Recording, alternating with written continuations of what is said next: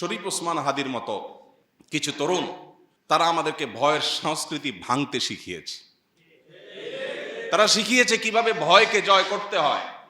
আপনার আমার অনেকের মতো তারও একটা ছোট্ট বাচ্চা আছে, মায়া আছে, এবং সে জানতো সে যে পথে পা বাড়িয়েছে এই পথে মৃত্যু অবধারিত, সেটার জন্য প্রস্তুত ছিল, আগে থেকে ঘোষণা দিয়েছে। পরিচিত ভাই ব্রাদারকে বলে গেছে, আমি মরে গেলে আমার বাচ্চাদের দিকে খেয়াল রাখিও, জাস্ট ইট, আর আল্লাহ খেয়াল রাখবেন, যথেষ্ট। বহু লেবাসধারী ধার্মিকের চাইতে, বহু লেবাসধারী তথাকথিত আলিমের চাইতে এ ধরনের তরুণরা আমাদের জন্য এই ক্ষেত্রে অন্তত উত্তম উদাহরণ। যুগে যুগে ওসমান হাদিরা ঘরে ঘরে জন্মায় না, ওসমান হাদিরা জেলায় জেলায় জন্মায় না, প্রতি বছর জন্মায় না, কিন্তু এরা আমাদের যুবকদের জন্য শিক্ষা, আমাদের সবার জন্য শিক্ষা, অনুপ্রেরণা, কিভাবে ক্ষুদ্র গণ্ডির ঊর্ধ্বে উঠতে হয়, কিভাবে ক্ষুদ্র চিন্তার বাইরে যেতে হয়, কিভাবে ভয়ের কালচারাল সংস্কৃতির দেয়ালকে, প্রাচীরকে ভেঙে দিতে হয়। এটা শেখানোর মতো মানুষ ঘরে ঘরে হয় না। আমার তরুণ বন্ধুরা, আমার যুবক ভাইয়েরা, আজ পশ্চিমা দুনিয়া, অমুসলিমদের যে সংস্কৃতি আর কৃষ্টি কালচার, এটার প্রভাবে আমরা প্রভাবিত হয়ে আমাদের কাছে ভোগ, মোজ মাস্তি এটাই জীবনে পরিণত হয়ে গেছে। আল্লাহর কসম, ভোগ আর মোজ মাস্তির জীবন জীবন নয়, এই জীবন উপভোগ্য নয়। এটা খুবই সামান্য সময়ের সীমিত আনন্দ আপনাকে দিতে পারে, চূড়ান্তভাবে মৃত্যুর পরের সময় অপেক্ষা করতে হবে না, জীবনেই আপনাকে কুরে কুরে শেষ করবে। আপনি একটা সময় উপলব্ধি করতে পারবেন আমার জীবনের আসলে লক্ষ্যটা কি। ভোগ উপভোগ তো খুব সামান্য সময়ের, পছন্দনীয় খাবার খাচ্ছেন, এটা গলার নিচে নামার আগ পর্যন্ত উপভোগের বিষয়, এরপরে আর উপভোগের কোনো বিষয় নয়। সো এটা কোনো জীবন না।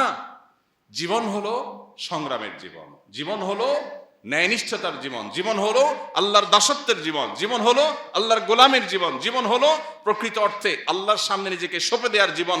জীবন হলো ত্যাগের নাম, জীবন ভোগের নাম না। জীবন হলো স্যাক্রিফাইসের নাম, জীবন উপভোগের নাম না।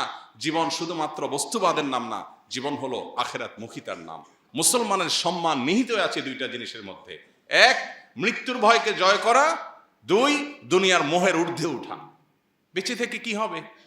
বেঁচে থেকে কতকাল বাঁচতে পারবো? 1000 বছর তো বাঁচতে পারবো না, মরতে তো হবেই। তাহলে সে মৃত্যুটা কেন গৌরবের মৃত্যু হবে না? সে মৃত্যুটা কেন সার্থক মৃত্যু হবে না? সে মৃত্যু কেন হাজার হাজার তরুণকে উজ্জীবিত করবে না? সে মৃত্যু কেন বহু মানুষের বিবেককে খুলে দিবে না? সে মৃত্যু কেন অন্যকে অনুপ্রাণিত করবে না? এই মৃত্যু কেমন মৃত্যু যে মৃত্যু আমার একজন ভীরু মানুষের মতো মৃত্যু হবে? আমি পলায়ন পর হয়ে মৃত্যু কেন বরণ করব? এই মৃত্যুর ভিতরে কি সার্থকতা আছে? এই মৃত্যু তো সবাই বরণ করে, গরু ছাগলেরও তো মৃত্যু হয়। আমি মানুষ, আমি প্রাণী, আমি মুসলিম, আমি আল্লাহর নবীর উম্মত, আমি বড় বড় সাহাবীদের অনুসারী, অতএব আমার মৃত্যু তো অন্য 10 জনের মৃত্যু মতো হতে পারে না। আমি একজন আদর্শবাদী মুসলিম হতে হয়। আমার চোখে মুখে থাকবে দুনিয়া জয় করার স্বপ্ন, আমার চোখে মুখে থাকবে অন্যায়ের বিরুদ্ধে কথা বলার স্বপ্ন, মাজলুম মানুষের পক্ষে কথা বলার স্বপ্ন, অন্যায় অনাচারের বিরুদ্ধে কথা বলার স্বপ্ন। এটা যদি চোখে না থাকে, এই পুরুষত্বের দাম কি? এই মনুষ্যত্বের দাম কি? এই মুসলমানিত্বের দাম কি? এই তথাকথিত ঈমানের পরিচয় নামে অভিনয় করার দাম কি?